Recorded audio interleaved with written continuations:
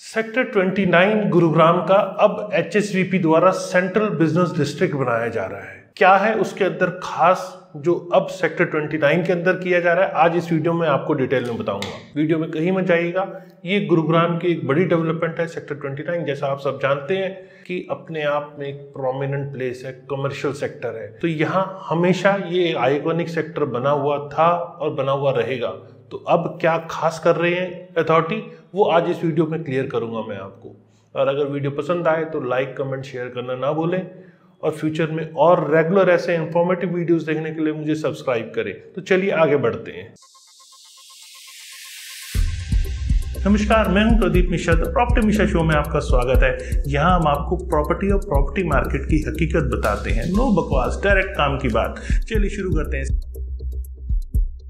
Sector 29 total 480 एकड़्स के अंदर फैला हुआ है। जैसा कि आप जानते हैं, शॉपिंग हब हो या फूड हब हो या ऐसे लोग जो बहुत सारे न्यू प्लेसेस को एक्सप्लोर करना चाहते हैं, उनके लिए हमेशा सेक्टर 29 एक पसंदीदा लोकेशन रही है।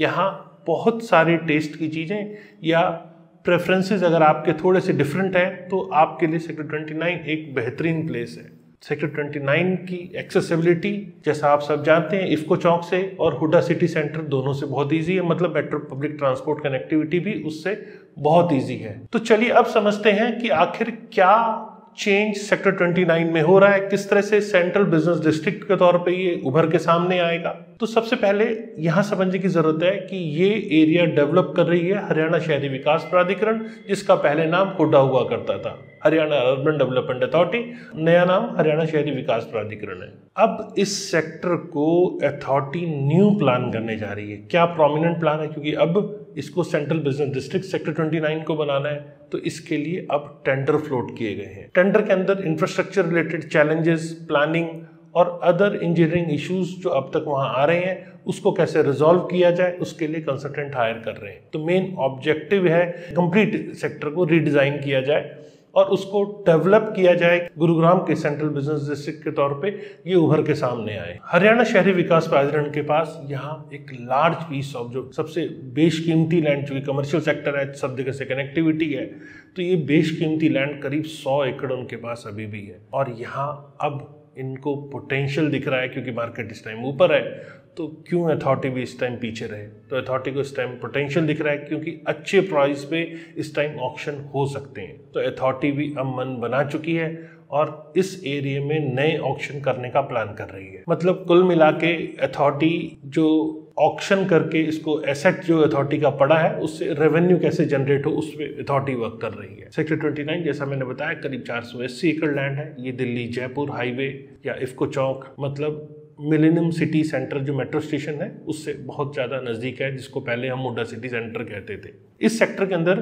करीब जो डेवलपमेंट के लिए है वो 100 एकड़ ही बची हुई थी इनके, बाकी सारा एरिया इन्होंने ऑलरेडी डेवलप किया हुआ है। और इस सेक्टर के अंदर आप होटल्स देखेंगे, रेस्टोरेंट्स देखेंगे, ऑफिसेज देखेंगे। अभी अगर गुरुग्राम की हम बात करें तो अभी बिजनेस हब या सेंट्रल बिजनेस डिस्ट्रिक्ट के तौर के ऊपर साइबर हब आता है, जो कि वो भी NH48 के ऊपर पड़ता है। दिल्ली गुरुग्राम जो एक्सप्रेसवे है उसी के ऊपर पड़ता है। या गोल्फ कोर्स रोड की तरफ जो एक तरफ का एरिया है, वो प्राइम ऑफिस स्पेस होता है, सेंट्रल बिजनेस डिस्ट्रिक्ट के तौर पे जाना जाता है। या सोना रोड है, या उद्योग विहार है, या मानेसर है। अभी इन एरियाज में एक सेंट्रल बिजनेस डिस्ट्रिक्ट के तौर पे इसको देखा जाता है। लेकिन अब नया मास्टर प्लान जो तैयार किया जा रहा है, इसमें काफी सारे चेंजेस करने की प्लानिंग है। इसको अब एक नया कंसल्टेंट हायर करके फिर इसके ऊपर वर्क किया जा रहा है। तो वो कंसल्टेंट का काम हायरिंग का ऑलरेडी टेंडर द्वारा निकाल लिया गया। जैसे कंसल्टेंट हायर होता है, इस पे काम शुरू होगा। करीब 9 महीने का समय इस पे लगने की पूरी उम्मीद है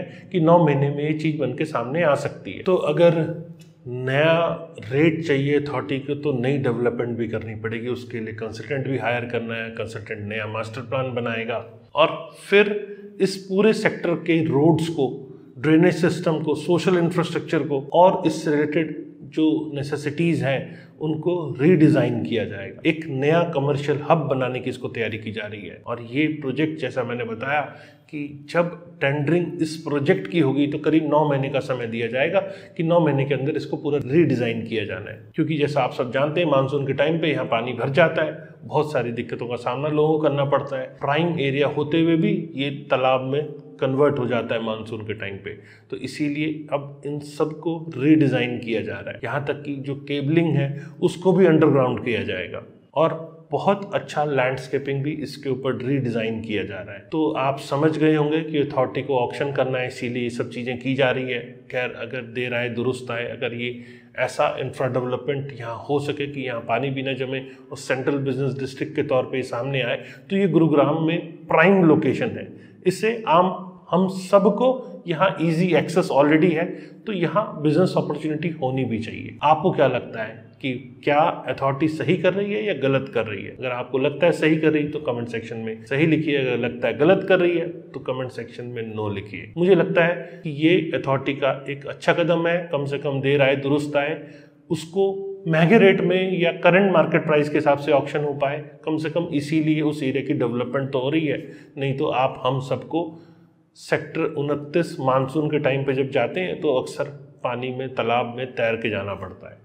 तो चलिए, ये डेवलपमेंट बहुत अच्छी है और मुझे लगा कि आपको इस डेवलपमेंट के बारे में बताऊं, इसीलिए मैंने स्पेशल वीडियो बना के आपको इस डेवलपमेंट के बारे में बताया। कैसी लगी मेरे द्वारा दी गई इन्फॉर्मेशन मुझे कमेंट सेक्शन में बताएं। अगर वीडियो पसंद आया तो लाइक, कमेंट, शेयर करना ना भूलें और फ्यूचर में और रेगुलर ऐसे इन्फॉर्मेटिव वीडियोज़ देखने के लिए मुझे सब्सक्राइब करें। नमस्कार एंड जय हिंद।